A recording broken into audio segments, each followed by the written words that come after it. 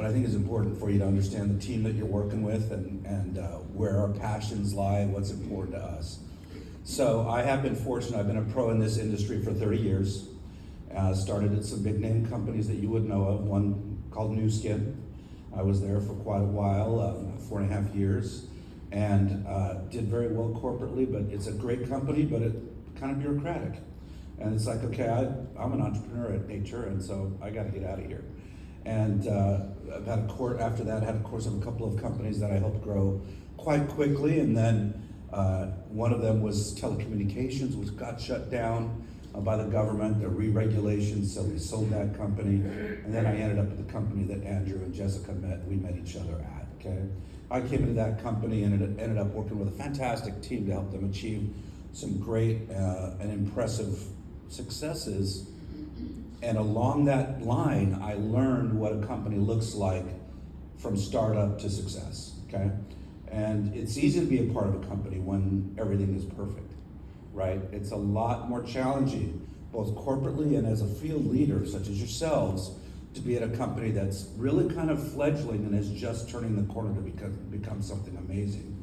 Now, all kudos and congratulations to Tony and Katie and the team for doing what they've done. It is not easy for a company to start in a retail scenario and make a switch so directly into the industry and then be successful for nearly a decade, right? That's pretty cool. And gratefully, Tony and Katie, they're good at managing, and they have good vision, so they're like, okay, we want to go international, but we want to make sure we do it right.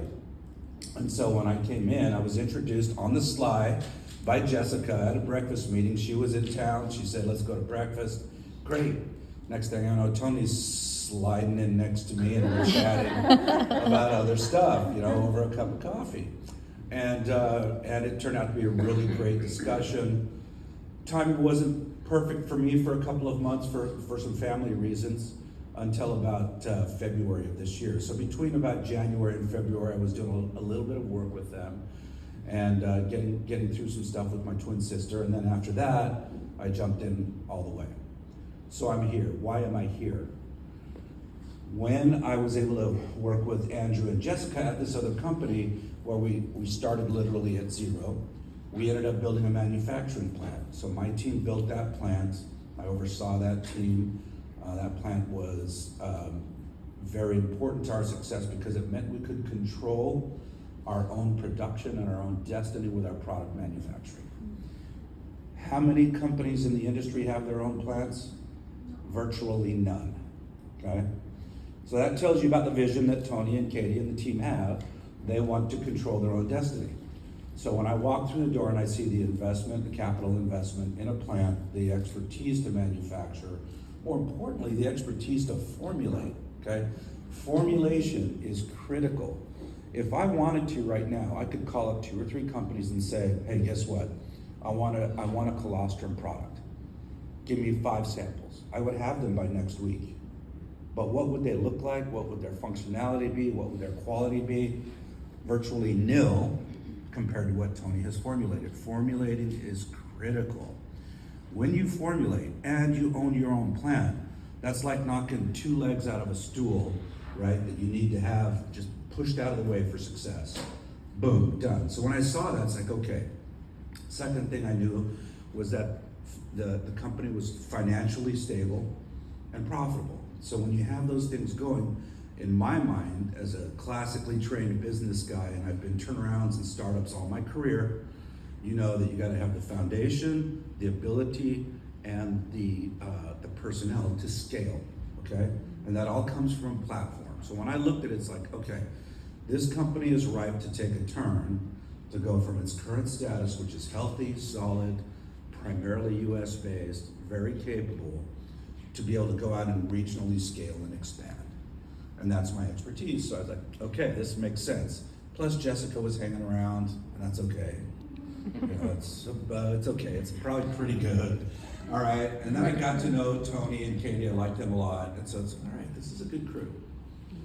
So that now I'm here. Now I'm running the hard, long days that I love to do that really keep me juiced. I get up. Here's my schedule, just so y'all know. I get up, I run through the shower. 2 minutes later, I'm at my desk. That's right around 9 o'clock in the morning. And then it ends usually around 9, 10, 11, 12 at night. And then I sleep as much as I can get time for. And I'm just running teams on both sides of the planet, everywhere else. And I love it. I eat that up. That's what I do. And I do that because it drives me. But in my past company, one of my most emotionally beneficial, fruitful, satisfying moments were when I would go to an event. So the first meetings are always small and intimate and very connected with people that are digging through the trenches with you. When your company meetings get to be 1,000, 2,000, 5,000 and larger, the intimacy kind of gets pulled away, except you see the faces of all the people that were with you, that's stayed with you, that worked through it with you. From this size to a 10,000 person arena, when that happens, the emotion is elevated, but only because you know that the people that were in the room here are now the ones that are benefiting from all of the other 8, 9, 10,000 people. So I had a tradition that whenever I was in the green room before going on stage at my company, I would pull the curtains back and look at it and see the room, see the faces, see the emotion. And I use that, I absorb that because I want that in me, right? So I want you to understand that we get juiced, we get excited, we get fulfilled when we see you succeeding. And it's not about the company generating more revenue. That's not it.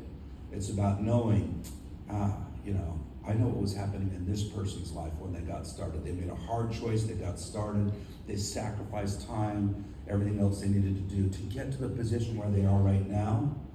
And they have 20 people around them that are at that stage where they started. And we see all of that happening, and as kind of a parent level in the group, it's deeply satisfying for me.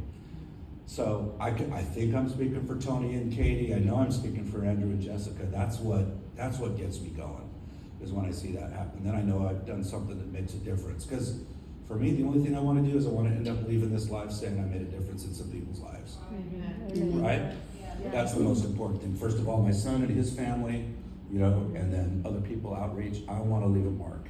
That's it. So thank you for saying hi to the troll on our Zooms, and thank you for your kind words. I won't point anybody out, but I'm feeling pretty good about myself these days.